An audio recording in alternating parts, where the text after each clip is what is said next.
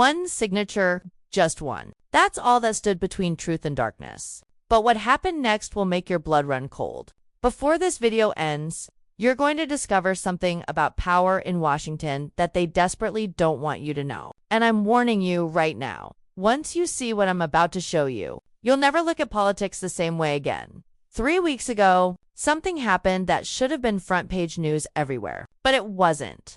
The media buried it. Social media ignored it. And that alone should tell you everything. Because when powerful people want something to disappear, they have ways of making it vanish. But not this time. Not if I have anything to say about it. Picture this. A single paragraph buried on page 17 of a newspaper that most people will never read. Easy to miss. Designed to be missed. Just a few sentences about sealed files and missing signatures and congressional procedures that sound boring enough to make your eyes glaze over. Most people scrolled right past it without a second thought. But one person didn't. One person read that paragraph and saw something that made her heart stop. Because hidden in those boring procedural details was something explosive, something dangerous, something that could bring down some of the most powerful people in the country. Her name is Jasmine Crockett. Remember that name because what she did next took more courage than most people will ever have in their entire lives. See? Crockett isn't your typical politician. Before she came to Congress, she spent 15 years as a civil rights attorney. 15 years fighting battles that most lawyers won't touch. Fighting for people who can't fight for themselves. And in those 15 years, she learned something fundamental about power. She learned that when powerful people fight tooth and nail to keep information secret, it's never, ever because releasing that information would hurt nobody. The files we're talking about here. The ones that someone somewhere is desperately trying to keep locked away, they're related to Jeffrey Epstein. Now, I know what you're thinking. Epstein, that's old news. We already know that story. The island, the powerful connections, the trafficking operation disguised as luxury and privilege. Some people faced consequences. Others hired expensive lawyers and disappeared from public view. Case closed. Right? Wrong. Dead wrong. Because there are still documents that nobody has seen. Still emails that remain redacted. Still testimony locked behind classified. Designations and privacy claims that don't make any sense when you really think about them. And here's what's going to blow your mind. Crockett discovered that technically, under congressional rules that most representatives don't even know exist, if she could get just one more member to sign her resolution, she could force a floor vote. Think about what that means. One signature and this whole thing bypasses committees, bypasses delays, bypasses every single procedural roadblock that's been put in place to keep these files buried. One signature and every single representative in Congress has to go on record. Do they support transparency or do they support the cover-up? There's no middle ground. No hiding, no voting present, yes or no. Truth or lies. Now here's where it gets interesting. Stay with me because this is important. The emails are the key. That's what people inside the Justice Department have been quietly whispering about. Not loudly, not on the record, but in encrypted messages and carefully worded phone calls that never quite say anything actionable. There are emails, communications between Epstein and political figures, business associates, foreign contacts, and these emails paint a picture, a complete picture, a picture that's very different from what the public has been allowed to see. And here's the part that's going to stick in your mind for days. Trump's name keeps appearing in these emails, not in some obvious smoking gun way that would make headlines simple. No, it's more subtle than that, more dangerous than that. References, implications, phrasing that suggests a relationship more complex, more involved, more compromising than the official story we've all been fed. You know the story. We knew each other socially decades ago. Just business acquaintances, nothing more. But these emails, the ones they don't want you to see, they tell a different story. One email in particular has become something of an obsession for investigators who've seen it. Epstein writing to a foreign associate, referring to Trump as the dog that hasn't barked. Now, if you don't know that reference, let me explain it to you because it's crucial. It comes from a Sherlock Holmes story. In the story, the dog that didn't bark was the key clue. The absence that revealed the truth, the silence that spoke volumes. So what Epstein was saying, according to analysts who've reviewed this communication, was that Trump knew things but wasn't saying them. He acknowledged but was staying quiet. And that raises the obvious question, doesn't it? What did he know? And more importantly, why wasn't he saying it? What kind of information would make someone stay silent? What kind of secrets are worth protecting with that kind of loyalty? But wait, it gets darker. There are other details. Details that have been carefully kept out of official reports but whispered about in the kind of conversations that happen in secure facilities and never get written down. A victim who placed herself at Epstein's residence during specific dates. Dates when Trump was also documented as being present. Now, there are no direct allegations here. Nothing prosecutable. Nothing that would hold up in court. But proximity matters. Being in the same place at the same time when things were happening, that raises questions. What did he see? What did he know? What did he choose to ignore? And why? All of this information, every single piece of it, is sitting in files right now. Files that exist. Files that have been reviewed by investigators. Files that, for reasons nobody will quite explain in plain language, cannot be released to the public. And doesn't that strike you as strange? Doesn't that make you wonder what's really going on here? So Crockett started making calls. She reached out to the House Oversight Committee, the Judiciary Committee, colleagues who'd been pushing for transparency on the Epstein investigation from the beginning, and what she discovered was a pattern so consistent it would be almost funny if it weren't so disturbing. Everyone agreed the files should be released. Everyone said they supported transparency. Everyone claimed they believed the American people had a right to know the truth. And yet, somehow, mysteriously, nothing was happening. Nothing was moving forward. Nothing was changing. There were always reasons, always excuses, procedural obstacles, they said, privacy concerns for innocent parties whose names might appear in communications, national security implications that couldn't be discussed openly, and always, every single time, just one more signature needed, one more committee review required, one more reason why now wasn't quite the right time to do this. Not yet, soon, maybe, eventually, but not now. But Crockett found the loophole, the procedural power move that most freshman representatives wouldn't even know exists. And she knew exactly who she needed to convince to make it happen. Lauren Boebert. Now, stick with me here because I know what you're thinking. Boebert, the Colorado Republican who built her entire brand on performative conservatism and unwavering loyalty to Trump. That Boebert. Yes, that Boebert. Because here's what most people don't know about her. Much more quietly, away from the cameras and the headlines. She's been one of the few Republicans who consistently voted for measures increasing government transparency and releasing classified documents to Congress. It's the kind of ideological consistency that doesn't make good television, but that matters. That means something. The meeting happened in one of those anonymous conference rooms that fill the Capitol complex. You know the kind. Bland furniture, fluorescent lighting that makes everyone look slightly sick. The kind of space where nothing interesting is supposed to happen, where nothing important is supposed to be decided. Crockett made her pitch, and it was direct and clean and smart. This isn't about Trump specifically. This is about whether Congress gets to see evidence of potential crimes by any powerful person or whether the executive branch gets to decide what we're allowed to know. You've voted for transparency before, multiple times. I'm asking you to do it again. Just sign, that's all. Just add your signature. Boebert listened. Her face completely unreadable. Years in politics teach you how to wear that mask, how to show nothing while your mind is racing through calculations and consequences and career implications. Finally, she spoke. You're asking me to sign something that could damage Trump. It wasn't a question. It was a statement, an acknowledgement of the reality they both understood.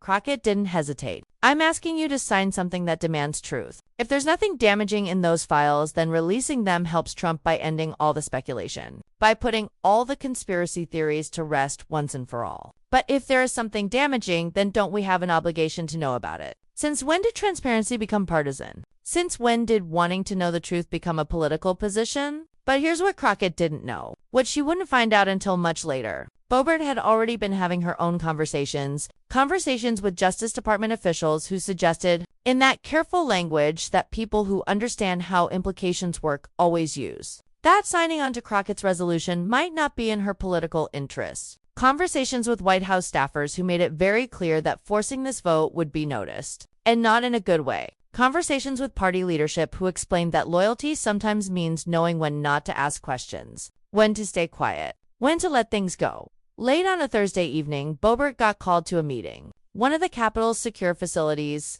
When she walked in, there were two FBI officials sitting at a table, a DOJ attorney, and a deputy White House counsel she'd never met before. The folders on the table had classification stamps, the kind of stamps that mean serious business. The conversation was brief, professional, to the point. There were national security equities at stake, foreign intelligence sources whose identities could be compromised, ongoing investigations that could be jeopardized, and a strong suggestion delivered with that bureaucratic politeness that somehow makes threats sound reasonable. That perhaps Congresswoman Crockett's resolution, while certainly well-intentioned, was not something that needed additional support right now. Boebert asked the obvious question. If there's nothing to hide, why are you here? Why are you in this room having this conversation with me? Why does this matter so much? The answer was a masterclass in saying nothing while sounding authoritative. We're not suggesting there's anything to hide. We're simply suggesting that there are proper channels for review and that forcing a public vote on classified material before that review is complete would be premature and potentially harmful to national interests. Translation: shut up and sit down. She left that meeting without committing either way. But when Crockett reached out the next morning to ask if she'd made a decision, Boebert's response was telling. I need more time. 3 words that, in Washington, speak volumes. That's when Crockett decided to take this fight public. If they were going to play procedural games and hide behind classification rules and use national security as an excuse to keep secrets, she was going to make them do it in front of cameras. She was going to make them explain themselves to the American people. She called Wolf Blitzer's producers at CNN and offered them an exclusive. She'd come on the Situation Room and lay out exactly what was in the Epstein files that the White House didn't want released, using only information that was already part of the public record. Nothing classified, nothing secret, just facts that nobody had bothered to connect yet. The segment started normally enough. Standard cable news stuff. Blitzer introduced the topic, mentioned the sealed files, talked about the push for transparency. Crockett came out looking calm and prepared, the way she always does when she knows she has the better argument. They talked through the basics, the procedural requirements, the one missing signature, the general principle of congressional oversight, standard political interview stuff that you've seen 1,000 times before. Then Blitzer asked the question, the one question that changed everything. Congresswoman, do you believe the White House is actively hiding information about Jeffrey Epstein's connections to powerful people? The studio went quiet. You could feel the weight of that question hanging in the air. And Crockett's response was perfect, measured, but with weight behind every single word. Wolf, let me tell you what we know for certain. Using only information that's already been reported, but that people haven't quite put together yet. We know that Jeffrey Epstein sent emails referring to a major political figure as the dog that hasn't barked, which in investigative terms means someone who has knowledge but isn't sharing it. Someone who's staying quiet. We know that multiple victims have placed this political figure at Epstein properties during relevant time periods, during times when things were happening. We know that when Congress has requested access to certain communications, we've been told there are privacy concerns. But privacy for whom? For the victims. Or for the people who might be implicated. She leaned forward slightly, her eyes locked directly on the camera, looking through the lens at millions of people watching at home. Here's what concerns me most. Wolf, we have a bipartisan push for transparency. Republicans and Democrats who want these files reviewed and released. We have procedural mechanisms to make that happen. Legal ways, proper channels. And yet there's an enormous amount of pressure being applied to prevent it from happening. DOJ officials showing up to meetings with classification stamps and warnings about national security. White House counsel making calls to congressional offices, making suggestions, applying pressure, all to stop a simple vote on whether Congress should be allowed to see evidence related to one of the most significant criminal investigations of the decade. That's not normal. That's not how this is supposed to work. And it raises a very simple question. What are they so afraid of us seeing? The response was immediate. Exactly what Crockett had anticipated. Within an hour, a White House spokesperson issued a statement. The Congresswoman's suggestions are irresponsible and dangerous. The Department of Justice follows proper protocols for classified information, and any implication of political interference is baseless and undermines national security interests. It was the kind of statement that sounds official and authoritative and means absolutely nothing, designed to shut down the conversation without actually addressing any of the specific points that had been raised. But Crockett wasn't about to let them shut it down. The next morning, she held a press conference on Capitol Hill, and this time she brought receipts. She had a timeline.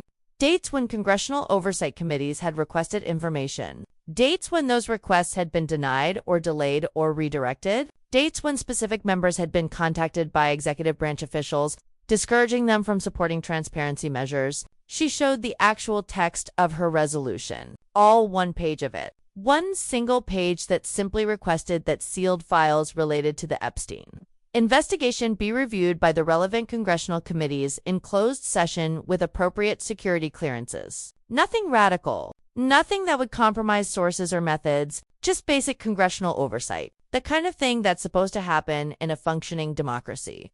The White House says I'm being irresponsible, she said, her voice carrying across the crowded press room. Let me tell you what I think is irresponsible. I think it's irresponsible to have evidence of potential crimes by powerful people and to hide that evidence behind classification rules that were designed to protect national security, not political reputations. I think it's irresponsible to pressure members of Congress not to ask questions about who Jeffrey Epstein was connected to and what those connections might mean. And I think it's irresponsible to attack the people asking for transparency instead of just releasing the information and letting the chips fall where they may. A reporter from Politico asked the question everyone in that room was thinking. Are you saying President Trump is directly implicated in the Epstein files? The room went silent, every camera pointed at Crockett, every reporter's pen poised over their notebook. This was the moment, the soundbite that would define the entire story. Crockett's answer was, lawyer, perfect, careful, precise, devastating. I'm saying there are files that mention him. I'm saying there are communications that raise questions. I'm saying those questions deserve answers. And I'm saying that if there's nothing to hide, then there's no reason not to let Congress see what's in those files. The fact that there's this much resistance, this much pressure, this much effort being put into preventing transparency, that tells you everything you need to know about whether powerful people think those files are damaging. The political fallout was immediate and exactly as predictable as sunrise. Conservative media went into full attack mode. They accused Crockett of conspiracy mongering and partisan witch hunts and trying to relitigate settled matters. Fox News ran segment after segment, questioning her motivations and suggesting she was doing this for attention and fundraising. The New York Post editorial board wrote that she was trafficking in innuendo and trying to resurrect scandals that had already been investigated and resolved. Trump himself went on social media, posting that Crockett was another radical left Democrat trying to smear innocent people with baseless allegations about a criminal. I barely knew, but something else was happening too, something the White House hadn't anticipated. Other members of Congress started speaking up. A Republican senator from Utah, known for his independent streak and his willingness to break with party leadership, issued a statement saying he supported Crockett's call for congressional review of the files. A Democratic congressman who'd been investigating Epstein connections for years called her courageous for raising questions that too many of us have been afraid to ask. Even some mainstream media outlets that had initially dismissed the story as partisan nonsense started assigning investigative reporters to dig deeper into what exactly was in those sealed files and why there was so much resistance to congressional oversight. Then came the leak. And this is where things get really interesting. Someone, and nobody could prove who, though everyone had theories, sent a heavily redacted document to several news organizations simultaneously. It appeared to be a partial transcript from one of the sealed depositions. Most names were blacked out. Most identifying details were removed, but enough context remained to be absolutely explosive. In it, a witness described a gathering at Epstein's Palm Beach residence, a gathering where a prominent political figure, referred to in the document only as Individual 1, had been present during a time when several underage girls were also at the property. The witness didn't allege any direct misconduct by Individual 1, but she described him as joking around with Epstein, laughing with him, in a way that suggested he understood what was going on there, in a way that suggested complicity through silence. The document couldn't be verified. The heavy redactions made it impossible to confirm identities with absolute certainty. But the timeline mentioned in the deposition matched dates when Trump was known to have socialized with Epstein. It was the kind of circumstantial evidence that doesn't prove anything concrete in a court of law but raises 1,000 or more questions in the court of public opinion. And it played exactly into what Crockett had been arguing all along. There was information out there, information that powerful people desperately didn't want the public to see. The White House went into full damage control mode. Press Secretary Caroline Leavitt held an emergency briefing. She called the leaked document unverified, potentially fabricated, and possibly illegal to distribute. She emphasized that the administration takes the integrity of ongoing investigations seriously and that releasing partial, out-of-context documents serves no legitimate public interest. It was a response designed to contain the damage, to shut down the story, to move on to the next news cycle. But Crockett had learned something fundamental during her years as a trial attorney. Something about human nature and how people respond when they're cornered. When people are telling the truth, they want more information released. They welcome scrutiny. They say, bring it on. Let's see everything. Let's put all the cards on the table. When they're hiding something, they argue that releasing information would be dangerous or irresponsible or harmful to innocent parties. The White House's response fell squarely, unmistakably into the second category. She went back on CNN that evening for a follow-up interview with Jake Tapper. He asked her directly about the leaked document, about its authenticity, about whether using unverified materials was responsible journalism. "I can't verify its authenticity," she said carefully, choosing every word with the precision of someone who knows they're being recorded. "But I can tell you that if it is authentic, it's exactly the kind of information that Congress should have access to. We have security clearances. We have secure facilities specifically designed for reviewing classified material. We have a constitutional obligation to provide oversight over the executive branch. The idea that we can't be trusted with information that might implicate powerful people, that's not just insulting. It's dangerous. It's a fundamental threat to how democracy is supposed to work." Tapper pressed her, "But doesn't releasing information like this, even in redacted form, risk compromising victim privacy or ongoing investigations?" It's a fair question. The kind of question that sounds reasonable on the surface. "Absolutely it does." Crockett agreed immediately, "which is exactly why I'm not calling for public release. I'm not asking for these files to be posted on the internet for anyone to download.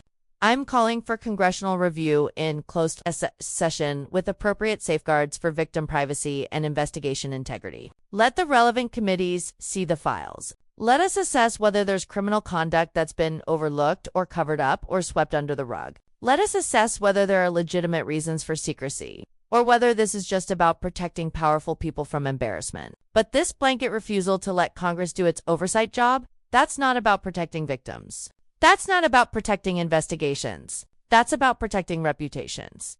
Behind the scenes, away from the cameras and the press conferences, the pressure campaign was intensifying. Members who'd initially expressed support for Crockett's resolution started receiving calls. Calls from party leadership, calls from major donors, calls from White House liaisons.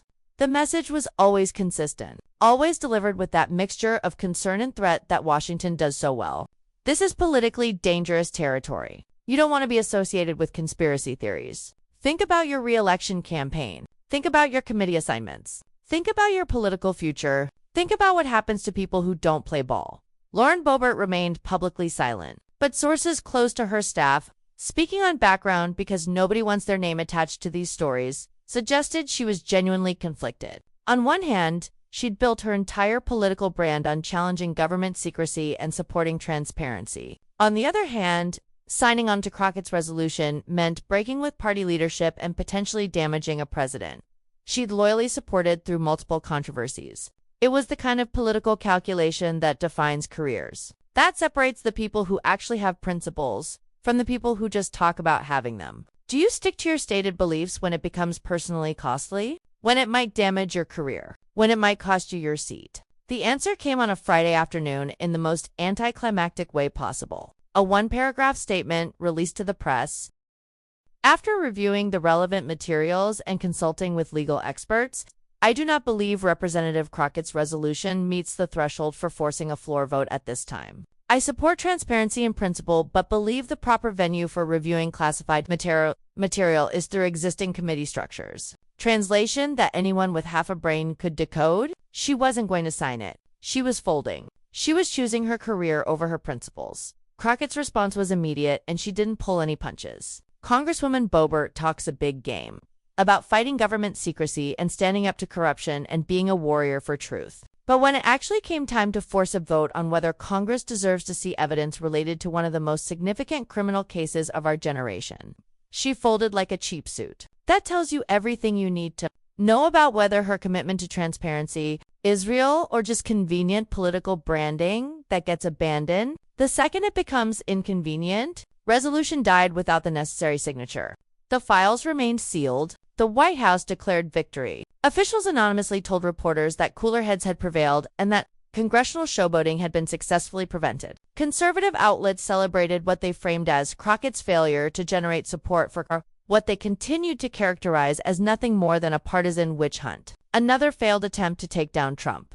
Nothing to see here. Move along. But the story didn't end there, because what Crockett had done, whether she fully intended it or not, was fundamentally change the conversation. Before her CNN appearance and her very public fight for transparency, the Epstein files were yesterday's news. a scandal that had played out and been mostly resolved and moved on from. After her campaign, they became an active question again, a live issue, something that demanded attention. Investigative journalists started filing new Freedom of Information Act requests. Other members of Congress started asking pointed questions about who made the classification decisions and on what basis. Civil liberties groups started demanding explanations for why congressional oversight was being actively blocked by the executive branch.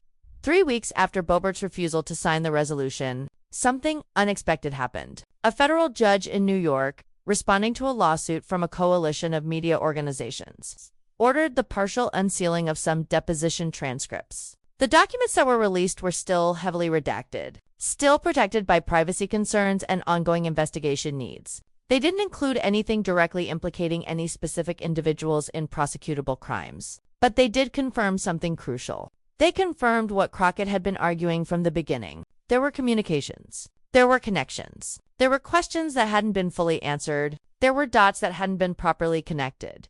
The judge's ruling included language that should have been front-page news everywhere. The judge specifically noted that public interest in understanding the full scope of Epstein's associations with powerful individuals outweighs blanket claims of privacy when those individuals held or currently hold positions of public trust. In other words, if you're a public figure, if you hold power, if you make decisions that affect millions of people, then your connections to a convicted sex trafficker are a matter of legitimate public concern. You don't get to hide behind privacy claims.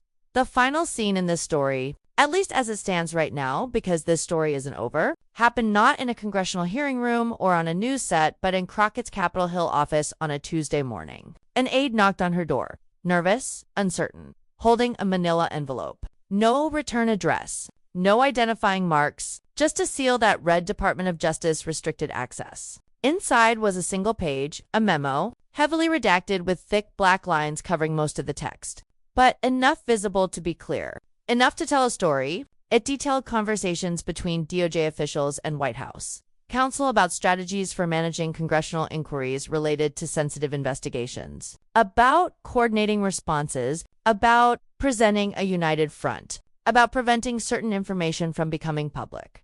Crockett read it twice, her face showing nothing. Years as a trial attorney taught her how to control her reactions, how to process shocking information without revealing what she's thinking. The document didn't prove a cover-up in any legal sense, but it strongly suggested coordination between the executive branch and Justice Department officials on how to handle congressional oversight requests. It was the kind of smoking gun that wasn't quite smoking, but that definitely smelled like gunpowder, like something had been fired and people were trying to hide the evidence. She handed it back to her aide with a simple instruction, delivered in a calm voice that somehow made the words more powerful. Make copies. Make lots of copies. Secure them in multiple locations. We're going to need these, and we're going to need to be very careful about how we use them. Whether that envelope was real or whether this story will have any lasting impact or whether fight for transparency will ultimately succeed. Those questions remain unanswered as the news cycle inevitably moves on to